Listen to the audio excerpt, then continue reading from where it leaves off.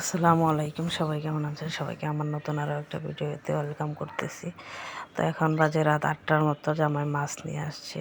তো সে সবসময় বেশিরভাগ রাতের বেলায় মাছ নিয়ে আসে, অফিস থেকে আসার সময় নিয়ে আসে। মানে হচ্ছে আমার একটা ঝামেলা, এটা সারা জীবন মনে হয় পোহাইতে হবে। তো তারপর রাতের বেলা মাছ টাছ কেটে পরিষ্কার করে ফ্রিজে রেখে দিয়েছি। সকালবেলা আর কি জামাইয়ের জন্য নাস্তা তৈরি করতেছি। তো দিনটা ছিল হচ্ছে ফ্রাইডেতে আজকে নর্মাল কিছু রান্নাবান্না করছি, তেমন কিছু রান্নাবান্না করি নাই। কেন জানি ইদানিং খাওয়া দাওয়া তেমন একটা ভালোই লাগে না। তো মেয়ের বাবা তো আগে খেয়ে দিয়ে বাইরে চলে গেছে। তারপর হচ্ছে আমি আর মেয়ে একসাথে খাইতেছি, যদিও আমার একদমই নাস্তা খাইতে মন চাইতেছিল। মেয়ের বাবা যখন খাইতেছে তখন আমাকেও সাধতেছিল খাওয়ার জন্য, মুখে তুলে দিতেছিল, কিন্তু আমার একদমই মন চাইতেছিল না। তো আমার আবার এই ভুনা ডালটা দিয়ে, মানে আলু দিয়ে ডাল ভুনা, এটা মোটামুটি ভালো লাগে পরোটা দিয়ে খেতে। তো আজকে এটাই আর কি বানাইছিলাম।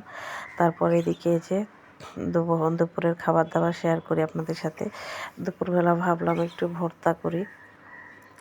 কয়েকদিন ধরে মানে ভর্তা তেমন একটা খাওয়া হয় না। তারপর এখানে হচ্ছে 3 পিস টমেটো নিয়ে নিলাম। টমেটো দিয়ে ডিম দিয়ে ভর্তা করব।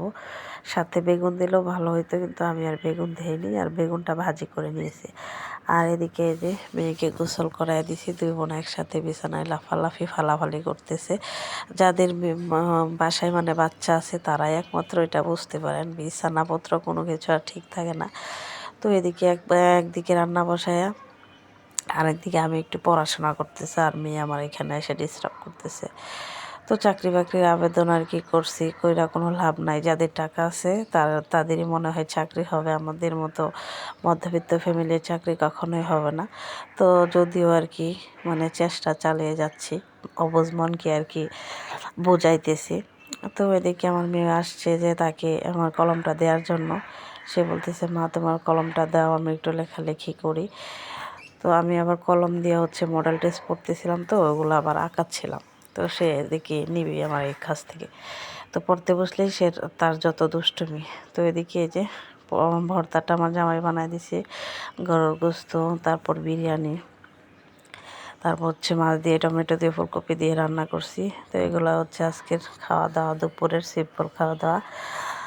যদিও গরুর গোস্ত বিরিয়ানি আমি রান্না করিনি, আমার যা রান্না করছে। তারপর আগের দিন যে নাস্তা বানাইছিলাম সেখান থেকে 2-3 পিস, মানে 4-5 পিসের মতো ছিল। ওগুলা হচ্ছে বাবা মেয়ে ওরা বাইরে গেছে, আর আমি একটু গরম করে সস দিয়ে বসে বসে খাচ্ছিলাম আর কি। তো যেহেতু একা একা ঘরে, তারপর চলেন রাতের বেলা কি রান্না বান্না করি সেগুলো আপনাদের সাথে একটু শেয়ার করি। যদিও আজকে তেমন কোনো কিছু রান্না করব না, দুপুরবেলার খাবার দাবারই রয়ে গেছে। বললাম না যে ইদানিং আমার একদমই খেতে ভালো লাগে না। এই তো দুপুরবেলা ভাত রান্না করছিলাম, সেটাও রয়ে গেছে। রাতের ভাতই দুপুরে খাইছি। তো এদিকে মাছ তরকারি ভর্তা ভাজি, মানে সব কিছু আর কি রয়ে গেছে। তো ওগুলা দিয়ে হচ্ছে রাতের খাবার চালিয়ে দেব। একবার রান্না করে, মানে দুজন মানুষ তো একবার রান্না করে 2-3বার খেতে পারি, এই হচ্ছে একটা সুবিধা। তো এদিকে যে ডাল বোনা করছিলাম সকালবেলা, আমার একদমই ফ্রিজে রাখতে মনে নাই, কারণ যদি নষ্ট হয়ে যায়। যদিও গরমের দিন না, ঠান্ডা দিন, ভালোই ছিল। তারপর রেখে দিয়েছি যে পরের দিন সকালবেলা আর কি নাস্তা খাওয়া হয়ে যাবে।